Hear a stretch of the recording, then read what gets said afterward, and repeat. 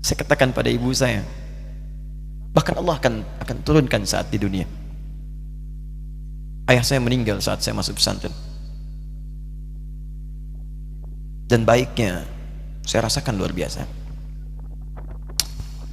Beliau mengajar di musalla kecil dulu, sekarang jadi masjid. Itu saya selalu di bawah. Beliau mengajar, saya tidur. Sekarang gantian, saya mengajar, beliau tidur. Dan kadang dipangku, gendong sampai pulang. Saya pernah sengaja pura-pura tidur untuk ingin tahu apa yang dikerjakan ayah saya di jalan. Jaga betul supaya nggak bangun. Begitu saya disimpan di kasur dan bangun, diajak bercanda. Saya mau masuk pesantren, beliau nggak sempat ngantar. Saya bertemu, beliau menangis, peluk saya, minta maaf, nggak bisa ngantar ke pesantren.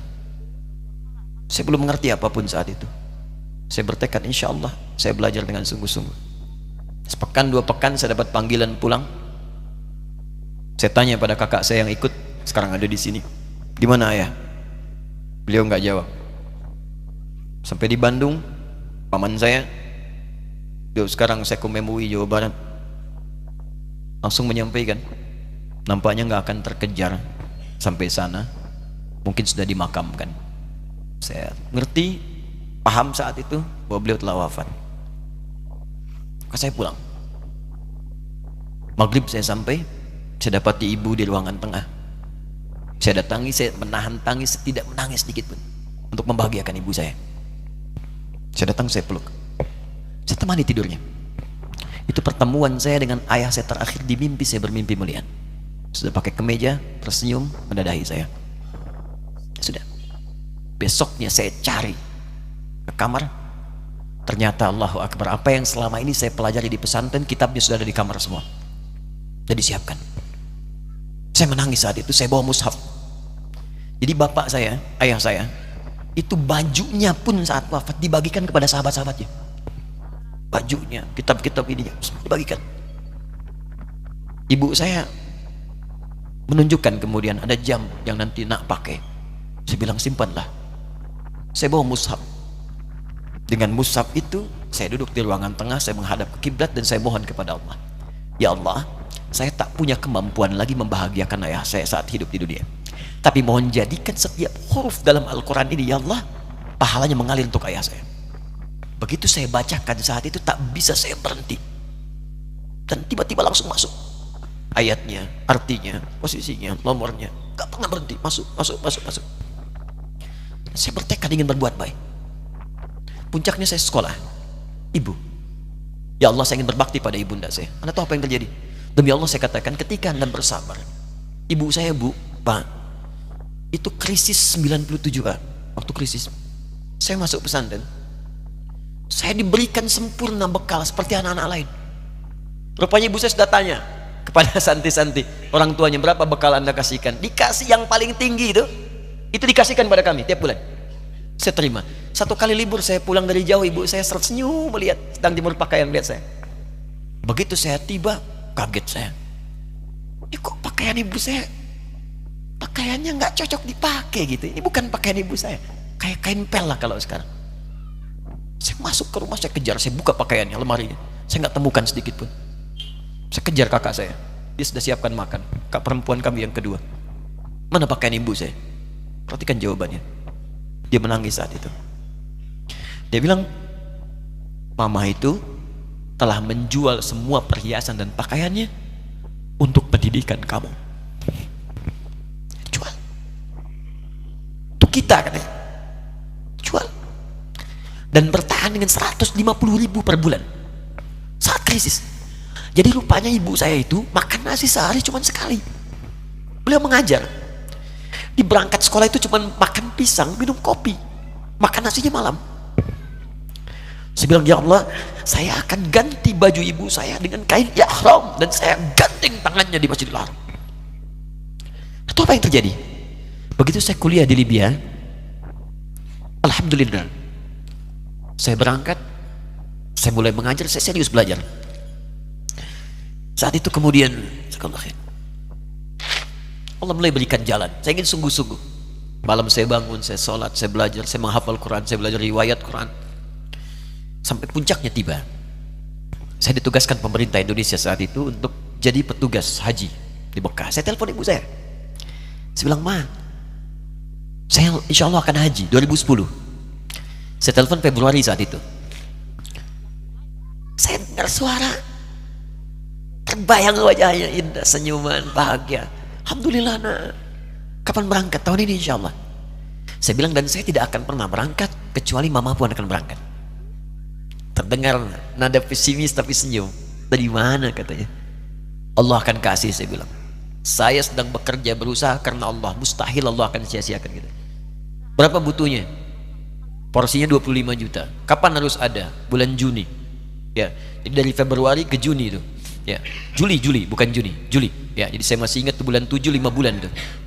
Saya ibu, Pak, nabung saya beli tabungan, saya niatkan untuk ibu saya haji. Bulan Juli masih setor 25 juta. Jadi semua tabungan masukin situ. Ada yang ngajar ngasih, masukin situ. Masukin semua. Tepat sepekan sebelum itu kemudian didaftarkan, saya buka tabungan. Allahu Akbar, karunia Allah luar biasa. Tadi butuh berapa? 25 juta. Begitu dibuka, Masya Allah, 1 juta. Karena beasiswa nggak banyak, 1 juta. Tapi 3 hari sebelum daftar, entah dari mana ibu-ibu pengajian di KBRI datang, Ustadz, ibu katanya mau haji juga ya, Ustadz mau haji ya, ibu ikut ya. Sudah nggak usah dipikirin, nanti kami yang pikirkan semuanya. Tiba-tiba dikirim, bayar porsinya di sana, dapat koper paling besar. Bayangkan, tadinya kopernya belum datang, telepon lagi, nak koper belum datang katanya. Saya bilang, Ma, tenang aja, apa hajinya nggak jelas ini? Tidak jelas, saya bilang, insya Allah ya. Nah, cuman beritanya berbeda. Begitu saya telepon lagi, Ma, gimana bisa? Nah, telah keluar pengumumannya. Kapan, Ma? 2013. Loh, kan saya hajinya 2010, nggak bisa, harus 2010. Lihat kalimat ibunda saya. Nah, jangan pernah mengambil hak orang lain. Allah kasih 2013, alhamdulillah. Saya bilang, Ma, kita tidak harus mengambil hak orang lain, tapi kita meminta kepada Allah yang memanggil kita. Boleh jadi Allah akan berikan tambahan kuota pada tahun ini. Doa lagi, minta, datang ke masjid.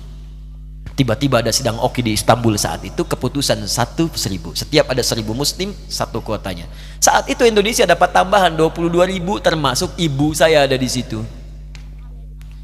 Ya, acara malam Al-Qadar 27 Ramadan, malam masih ingat betul, saya jadi MC dengan rektor pada saat itu. Saya nggak pernah bawa handphone, tiba-tiba handphone itu saya bawa, berbunyi kemudian telepon itu. Saya minta pada rektor izin, saya angkat dulu, diperkenankan. Saya kemudian ke belakang masjid, saya angkat. Tiba-tiba saya dengar suara sudah menangis. Nah, katanya, kenapa, Ma? Alhamdulillah, Mama bisa haji. Ternyata kuota itu termasuk ibu saya. 5 bulan, Pak. Enak biasa. Nggak bayar tambahan, nggak ada macam-macam, bisa berangkat. Begitu saya berangkat duluan, saya tungguin betul di apartemennya, di maktabnya sampai datang. Begitu sudah datang, saya nggak sapa, saya lihat dari jauh. Bahagianya saya bisa mengganti pakaian tadi yang lusuh dengan kain ihram. Saya perhatikan, saya ikuti dari belakang. Di lift, saya ikuti. Di jalan, saya ikuti.